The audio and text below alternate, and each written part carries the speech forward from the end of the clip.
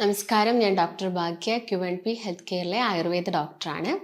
അപ്പോൾ ഇന്നത്തെ topic fatty ലിവറിനെ കുറിച്ചിട്ടാണ്. വളരെയധികം കാലിക പ്രസക്തിയുള്ളൊരു വിഷയം തന്നെയാണ് ഫാറ്റി ലിവർ എന്ന് പറയുന്നത്. ഇപ്പം ജീവിതശൈലി രോഗങ്ങൾ നമ്മൾ നോക്കുകയാണെങ്കിൽ കൂടുതലായി വരുന്ന അസുഖങ്ങളിൽ ഒന്നാണ് ഫാറ്റി ലിവർ. അതായത് ഇപ്പം നമ്മളൊരു 10 പേരെ എടുത്ത് നോക്കുകയാണെങ്കിൽ അതിലൊരു 3 പേർക്കെങ്കിലും ഈ ഒരു കാലഘട്ടത്തിൽ ഫാറ്റി ലിവർ ഉണ്ട്. അതുപോലെ തന്നെ ഒരു 12 വയസ്സ് കഴിഞ്ഞ കുട്ടികളിൽ എസ്പെഷ്യലി നമ്മൾ നോക്കുകയാണെങ്കിൽ ആൺകുട്ടികളിലും ഫാറ്റി ലിവർ കൂടുതലായിട്ട് കണ്ടുവരുന്നുണ്ട്. അപ്പോൾ ഞാൻ നേരത്തെ പറഞ്ഞ പോലെ തന്നെ നമ്മുടെ മാറിയ ജീവിതം രീതിയാണ് ഇതിനുള്ളൊരു പ്രധാനപ്പെട്ട കാരണം എന്ന് പറയുന്നത്. അപ്പോൾ നമുക്ക് ഫാറ്റി ലിവറിനെ കുറിച്ച് നോക്കുന്നതിന് മുൻപ് ജസ്റ്റ് നമ്മുടെ ഓർഗനായ കരളിനെ കുറിച്ച് കുറച്ച് കാര്യങ്ങൾ മനസ്സിലാക്കാം. അതിലാദ്യം തന്നെ കരൾ എന്ന് പറയുന്നത് നമ്മുടെ ശരീരത്തിലെ ഏറ്റവും വലിയ ഗ്രന്ഥിയാണ്. അതായത് ഒരു ഐഡിയൽ വെയിറ്റ് ഉള്ള ഒരാളിൽ ഒരു 2% വെയിറ്റ് പ്രൊവൈഡ് ചെയ്യുന്നത് കരളാണ്. അതുപോലെ തന്നെ കരൾ സ്ഥിതി ചെയ്യുന്നത് നമ്മുടെ വയറിൻ്റെ ഒരു വലത് ഭാഗത്തായിട്ട് വാരിയലിൻ്റെ ഒക്കെ പുറകുവശത്തായിട്ടാണ് കരൾ സ്ഥിതി ചെയ്യുന്നത്. അതായത് നമ്മുടെ ദൈനംദിന ജീവിതത്തിൽ ഏറ്റവും ഇമ്പോർട്ടൻ്റ് ആയൊരു റോള് വഹിക്കുന്ന അല്ലെങ്കിൽ ഒരുപാട് ഭാരിച്ച ജോലി ചെയ്യുന്ന ഒരു അവയവമാണെന്ത് കരളെന്ന് പറയുന്നത്. അപ്പോൾ എന്തൊക്കെയാണ് കരളിൻ്റെ ധർമ്മങ്ങൾ എന്ന് നോക്കുന്ന സമയത്ത് ആദ്യം തന്നെ നമുക്ക് പറയാനുള്ളത് ടോട്ടലായിട്ടുള്ള ബോഡിയുടെ മെറ്റബോളിസം കംപ്ലീറ്റ് മെയിൻറ്റെയിൻ ചെയ്യുന്നത് നമ്മുടെ കരളാണ്. അതുപോലെ തന്നെ നമുക്ക് വേണ്ട എനർജി പ്രൊവൈഡ് ചെയ്യുന്നത് കരളാണ്. നമ്മുടെ ബോഡിയുടെ ആ ടെമ്പറേച്ചറൊക്കെ ബാലൻസ് ആക്കുന്നത് കരളാണ്. അതുപോലെ തന്നെ നിങ്ങളിപ്പം കഴിക്കുന്ന ഭക്ഷണത്തിലൂടെ അല്ലെങ്കിൽ ഏതൊരു രീതിയിൽ നമ്മുടെ ബോഡിയിൽ എത്തുന്ന ടോക്സിൻസ്, അതായത് എന്തെങ്കിലും കെമിക്കൽസോ പെസ്റ്റിസൈഡ്സോ ഒക്കെ നമ്മുടെ ബോഡിയിൽ ചെറിയ രീതിയിൽ എത്തുന്നുണ്ടെങ്കിൽ അതെല്ലാം റിമൂവ് ചെയ്യുന്നത്, അതെല്ലാം നമ്മുടെ ബോഡിയിൽ നിന്ന് നീക്കം ചെയ്യുന്നത് ആരാണ്? കരളാണ്. അതുപോലെ തന്നെ നമുക്ക് വേണ്ട നല്ല കൊളസ്ട്രോൾ ഉൽപ്പാദിപ്പിക്കുന്നു. അങ്ങനെ ഒരുപാട് ഫങ്ഷൻസ് ആണ് ഇതിനുള്ളത്, കരളിനുള്ളത്. അതുപോലെ തന്നെ ഞാൻ നേരത്തെ പറഞ്ഞു നമ്മുടെ ബോഡിയായിട്ട് ഒരുപാട് അതായത് കോപ്പറേറ്റ് ചെയ്ത് പ്രവർത്തിക്കുന്ന ഒരു ഓർഗനാണ് എന്ത്? കരൾ എന്ന് പറയുന്നത്. അപ്പം എന്താണ് ഫാറ്റി ലിവർ എന്ന് നോക്കുന്ന സമയത്ത് നമ്മുടെ കരളിലെ കോശങ്ങളിൽ ഫാറ്റ് അഥവാ കൊഴുപ്പ് വന്ന് അടിഞ്ഞു കൂടുന്ന കണ്ടീഷനാണ് നമ്മൾ ഫാറ്റി ലിവർ എന്ന് പറയുന്നത്. അപ്പോൾ നോർമലി ചെറിയ അളവിലൊക്കെ കൊഴുപ്പ് വരുന്നത് സാധാരണ ആയിട്ടുള്ളൊരു കാര്യമാണ്. പക്ഷെ നമ്മുടെ ലിവറിൻ്റെ വെയിറ്റിനേക്കാളും ഒരു 8 മുതൽ 10% കൂടുതലായിട്ട് കൊഴുപ്പ് വന്നടിയുന്ന സമയത്താണ് നമ്മൾ അതിനെ ഫാറ്റി ലിവർ എന്ന് പറയുന്നത്. ഒരു ഇനീഷ്യൽ സ്റ്റേജ് ആയിട്ടാണ് നമ്മൾ ഫാറ്റി ലിവർ പറയുന്നത്.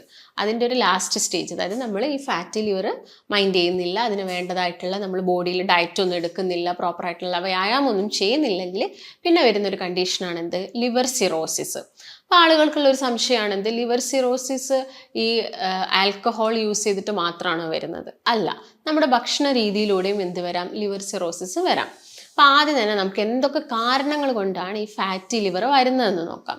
അതിൽ നമുക്ക് മെയിനായിട്ടും 2 റീസൺസ് ആണുള്ളത്. ഒന്ന് ആൽക്കഹോളിക് ആയിട്ട് വരുന്ന കാരണം, മറ്റൊന്ന് പറഞ്ഞാൽ നോൺ ആൽക്കഹോളിക്. അതിൽ മെയിൻ നമ്മുടെ ഭക്ഷണ രീതി തന്നെയാണ്. അപ്പം ആൽക്കഹോൾ നമ്മൾ കൺസ്യൂം ചെയ്യുന്ന സമയത്ത് അതിലുള്ളൊരു കണ്ടൻ്റായിട്ട് അസറ്റാൽഡിഹൈഡ് ആയിട്ടുള്ളൊരു കണ്ടന്റ് വരുന്നുണ്ട് ആൽക്കഹോളിൽ. ഈ അസറ്റാൽഡിഹൈഡ് ആണ് എന്ത്? നമ്മുടെ ബോഡിക്ക് ടോക്സിനായിട്ട് മാറുന്നത്. അതായത് കരളിലെ കോശങ്ങളെയൊക്കെ നശിപ്പിക്കുന്നു. പിന്നീട് ക്യാൻസർ പോലുള്ള അസുഖങ്ങളൊക്കെ വരാനുള്ളൊരു കാരണം ഈ അസറ്റാൽഡിഹൈഡ് ആണ്. അങ്ങനെയാണ് ആൽക്കഹോൾ യൂസ് ചെയ്യുന്ന സമയത്ത് ഈ ഫാറ്റി ലിവറും പിന്നീട് ലിവർ സിറോസിസ് ഒക്കെ ആളുകളിൽ വരുന്നത്. ഇതിൻ്റെ സെക്കൻഡ് കോസ് നോക്കുകയാണെങ്കിൽ നോൺ ആൽക്കഹോളിക് ആണ്. ഞാൻ നേരത്തെ പറഞ്ഞ പോലെ തന്നെ ഫസ്റ്റ് കേസ് ഫുഡ് തന്നെയാണ്. നമ്മൾ അമിതമായിട്ട് കഴിക്കുന്ന ഭക്ഷണം, അതായത് നമുക്ക് വേണ്ട എനർജി അല്ലെങ്കിൽ കലോറിനേക്കാളൊക്കെ കൂടുതലായിട്ട് നമ്മൾ എന്ത് കഴിക്കുന്നുണ്ട്? ഭക്ഷണം കഴിക്കുന്നുണ്ട്, അരി ആഹാരം എടുക്കുന്നുണ്ട്. അതുപോലെ തന്നെ പഞ്ചസാര അടങ്ങിയത്, അതായത് ഈ ഫ്രക്ടോസ് ഒക്കെ കൂടുതലായിട്ടുള്ള ഭക്ഷണങ്ങൾ, ഈ ബേക്കറി ഐറ്റംസ് കഴിക്കുന്നുണ്ടെങ്കിൽ, അല്ലെങ്കിൽ ഫ്രൈഡ് ഐറ്റംസ് ഒക്കെ ഒരുപാട് കഴിക്കുക, അല്ലെങ്കിൽ ഫാസ്റ്റ് ഫുഡൊക്കെ നന്നായിട്ട് കഴിക്കുക. ഇങ്ങനെയുള്ള ആളുകളിൽ പിന്നീട് ഈ കൊഴുപ്പ് എന്തായിട്ട് മാറും? നമ്മൾ കഴിക്കുന്ന ഭക്ഷണം ഡൈജഷൻ കഴിഞ്ഞതിന് ശേഷം അത് കൊഴുപ്പായിട്ട് സ്റ്റോർ ചെയ്യപ്പെടുകയാണ് ചെയ്യുന്നത്. കൂടുതലായിട്ട് നമ്മുടെ ലിവറിൻ്റെ ഭാഗത്തൊക്കെ അടിഞ്ഞുകൂടുമ്പോഴാണ് നമ്മൾ ഫാറ്റി ലിവർ വരുന്നു എന്ന് പറയുന്നത്. പിന്നുള്ളൊരു റീസൺ നോക്കുകയാണെങ്കിൽ പാരമ്പര്യമായിട്ട് ആളുകളിൽ ഫാറ്റി ലിവർ കണ്ടുവരാറുണ്ട്. പിന്നെ ഈ മെറ്റബോളിക് സിൻഡ്രോം ആണ് മറ്റൊരു കാരണം. അതായത് അമിതവണ്ണമുള്ള ആളുകളിൽ BP, അതുപോലെ തന്നെ ഷുഗർ വരിക, കൊളസ്ട്രോൾ, എല്ലാ അസുഖങ്ങളും കൂടി ഒരുമിച്ച് വരുന്ന ഒരു സ്റ്റേജിൽ നമ്മൾ ഫാറ്റി ലിവർ കണ്ടുവരാറുണ്ട്. അല്ലെങ്കിൽ ലിവറിന് വരുന്ന എന്തെങ്കിലും ഇൻഫെക്ഷൻ ആയിക്കോട്ടെ, ഇപ്പോൾ ഹെപ്പറ്റൈറ്റിസ് പോലുള്ള ഇൻഫെക്ഷൻ, അതുപോലെ നിങ്ങൾ ഒരുപാട് കാലമായിട്ട് എന്തെങ്കിലും മെഡിസിൻസ് കഴിക്കുന്നുണ്ടെങ്കിൽ, പെയിൻ കില്ലേഴ്സോ അല്ലെങ്കിൽ എന്തെങ്കിലും സ്റ്റീറോയിഡ്സ് ഒക്കെ കഴിക്കുന്നുണ്ടെങ്കിലും ലിവറിന് എന്ത് വരാം, ഈ കൊഴുപ്പ് വന്ന് അടിഞ്ഞു കൂടിയിട്ട് ഫാറ്റി ലിവർ പോലെയുള്ള കണ്ടീഷൻസ് ഒക്കെ വരാം. അപ്പോൾ ഫാറ്റി ലിവർ എന്ന് പറയുന്നത് ഞാൻ നേരത്തെ പറഞ്ഞ പോലെ ലിവറിലെ കോശങ്ങളിൽ എന്ത് വന്നു, കൊഴുപ്പ് അടിഞ്ഞു കൂടുന്നു. അതിൻ്റെ നമുക്കൊരു 3 ഗ്രേഡായിട്ട് അതിനെ മാറ്റാം. അതായത് fatty liver grade 1, grade 2, grade 3 ആണ്. ഗ്രേഡ് 1 എന്ന് പറയുന്ന സമയത്ത് ഒരു 8% കൊഴുപ്പ് വന്നടയുന്നത്. ഒരു 10% ഒക്കെ ആവുന്ന സമയത്ത്, അല്ലെങ്കിൽ 10 to 12 ആവുന്ന സമയത്ത് നമ്മളതിനെ ഗ്രേഡ് 2 എന്ന് പറയുന്നു. ഒരു 15% ആവുന്ന സമയത്താണ് നമ്മൾ ഗ്രേഡ് 3 ഫാറ്റി ലിവർ എന്ന് പറയുന്നത് നെക്സ്റ്റ് സ്റ്റേജ്. ഇങ്ങനെ നമ്മുടെ ലിവറിലെ കോശങ്ങളിൽ ചെറിയ ചെറിയ നീർക്കെട്ടുകളും കാര്യങ്ങളും വന്നിട്ട് പിന്നെ നമ്മുടെ ലിവറിന് വരുന്നൊരു സ്കാറിങ് സംഭവിച്ചിട്ട് ഫൈബ്രോസിസ് ആയി കഴിഞ്ഞതിന് ശേഷം വരുന്നൊരു സ്റ്റേജാണ് എന്ത്, ഈ ലിവർ സിറോസിസ് എന്ന് പറയുന്നത്. അപ്പം ഇതാണ് ഫാറ്റി ലിവറിൻ്റെ 3 സ്റ്റേജസുകൾ. ഞാൻ നേരത്തെ കാരണങ്ങളും പറഞ്ഞു കഴിഞ്ഞു. ഇനിയിപ്പോൾ നമുക്ക് നോക്കാനുള്ളത് എങ്ങനെ നമുക്കിത് പ്രിവെൻറ്റ് ചെയ്യാം, അല്ലെങ്കിൽ എങ്ങനെ നമുക്ക് ഈ ഒരു കണ്ടീഷനെ കുറച്ചുകൊണ്ട് വരാൻ നോക്കുന്ന സമയത്ത് ആദ്യം തന്നെ ഞാൻ പറഞ്ഞ കാരണങ്ങളിലൊന്നാണ് ആൽക്കഹോൾ യൂസ് ചെയ്യുന്നത്. അത് കംപ്ലീറ്റ് ആയിട്ട് ഒഴിവാക്കുക. അതുപോലെ തന്നെ പുകവലി പോലുള്ള ശീലങ്ങളുണ്ടെങ്കിലും അതും കംപ്ലീറ്റ് ആയിട്ട് നിർത്തുക, അത് കംപ്ലീറ്റ് ആയിട്ട് ഒഴിവാക്കുക. പിന്നെ സെക്കൻഡ് എന്ന് പറയുന്നത് ഭക്ഷണമാണ്. ഭക്ഷണത്തിൽ തന്നെ ട്രാൻസ് ഫാറ്റ്, നമുക്കറിയാം ഡാൽഡ, വനസ്പതിയൊക്കെ ട്രാൻസ് ഫാറ്റുകളാണ്. അത് ഉപയോഗിച്ചിട്ടുണ്ടാക്കുന്ന ഭക്ഷണങ്ങളൊക്കെ ഒഴിവാക്കുക. മെയിനായിട്ട് നമ്മൾ വീട്ടിലൊക്കെ ആണെങ്കിൽ ഒട്ടുമിക്ക ആളുകളും കോക്കനട്ട് ഓയിൽ തന്നെയായിരിക്കും യൂസ് ചെയ്യുന്നുണ്ട്. പക്ഷെ നമ്മളിപ്പോൾ ഹോട്ടലിനൊക്കെ ഫുഡ് ഒരുപാട് കഴിക്കുന്നുണ്ടെങ്കിൽ അവരുടെ ആ ഒരു കൺവിൻസിന് വേണ്ടിയിട്ട് അവർ കൂടുതലായിട്ട് എന്തായിരിക്കും ഈ ഡാൽഡയോ കാര്യങ്ങളൊക്കെ യൂസ് ചെയ്യുന്നുണ്ട്. അപ്പോൾ അതൊക്കെ കംപ്ലീറ്റ് ആയിട്ട് നമ്മൾ ഒഴിവാക്കാൻ വേണ്ടി നോക്കുക. അതുപോലെ തന്നെ ആഡഡ് ഷുഗേഴ്സ്, ഇപ്പോൾ പഞ്ചസാര ആയിക്കോട്ടെ, ശർക്കര ആയിക്കോട്ടെ, അല്ലെങ്കിൽ തേന്, നമ്മളിപ്പം കടകളിൽ നിന്ന് വാങ്ങുന്ന തേനുകളിലൊക്കെ ഒരുപാട് മിക്സിംഗ് ഒക്കെ നടക്കുന്നുണ്ട്. അപ്പം അതിൻ്റെ ഉപയോഗം മാക്സിമം കുറയ്ക്കുക. അതുപോലെ കോളകൾ, ജ്യൂസുകൾ, കാർബണേറ്റഡ് ഡ്രിങ്ക്സുകൾ, അതൊക്കെ കംപ്ലീറ്റ് ആയിട്ട് ഒഴിവാക്കുക. അതുപോലെ സോസ് മിക്സ് ചെയ്തിട്ടുണ്ടാക്കുന്ന ഭക്ഷണങ്ങളൊക്കെ ഒഴിവാക്കാൻ വേണ്ടി ശ്രദ്ധിക്കുക. പിന്നെ ഞാൻ നേരത്തെ പറഞ്ഞ പോലെ തന്നെ ഹൈ ഫ്രക്ടോസ് കോൺ സിറപ്പുകളാണ് കൂടുതലായിട്ടും ഇപ്പം ബേക്കറി ഐറ്റംസിലൊക്കെ യൂസ് ചെയ്യുന്നത്. അപ്പോൾ അതൊക്കെ മാക്സിമം കുറച്ചുകൊണ്ട് വരിക. അതിൻ്റെ കൂടെ തന്നെ നമ്മൾ ഭക്ഷണത്തിലൊക്കെ എന്ത് ചെയ്യുക, നമ്മൾ കൂടുതൽ ന്യൂട്രീഷ്യസ് ആയിട്ടുള്ള ഫുഡ്, അതായത് കാർബോഹൈഡ്രേറ്റ്സ് കുറച്ചിട്ട് പ്രോട്ടീൻസ് എടുക്കാൻ നോക്കുക. അതായത് കാർബോഹൈഡ്രേറ്റ്സ് നിങ്ങളിപ്പോൾ ഒരു ഡേ എന്ന് പറയുമ്പോൾ നന്നായിട്ട് വെള്ളരിയൊക്കെ യൂസ് ചെയ്തിട്ട് ചോറ് കഴിക്കുന്ന ആളുകളാണെങ്കിൽ അതൊക്കെ കുറച്ചുകൊണ്ട് വന്നിട്ട് അതിൻ്റെ കൂടെ കുറച്ച് തവിടുള്ള അരി യൂസ് ചെയ്യുക. അതുപോലെ തന്നെ കുറച്ച് പ്രോട്ടീൻസ് അധികം ചെറുപയറോ കടലയോ പരിപ്പോ അതൊക്കെ എന്ത് ചെയ്യാം, എടുക്കുക. സാലഡ്സ് സൈഡിലൂടെ എടുക്കുക. പിന്നെ നന്നായിട്ട് വെള്ളം കുടിക്കാൻ നോക്കുക. ഇതിൻ്റെ കൂടെ തന്നെ നല്ലൊരു വ്യായാമം, അതായത് ഒരു 45 മിനിറ്റ്സ് നമ്മുടെ ബോഡിക്ക് നല്ലൊരു എന്ത് കൊടുക്കാം, എക്സസൈസ് കൊടുക്കുകയാണെങ്കിൽ തന്നെ നമ്മൾ ആ ഒരു വിയർപ്പിലൂടെ തന്നെ നമുക്ക് ആ കൊഴുപ്പൊക്കെ കംപ്ലീറ്റ് ആയിട്ട് പോകുന്നത് കാണാൻ പറ്റും. അതിൻ്റെ കൂടെ തന്നെ നന്നായിട്ട് ഉറങ്ങാൻ വേണ്ടി ശ്രദ്ധിക്കുക.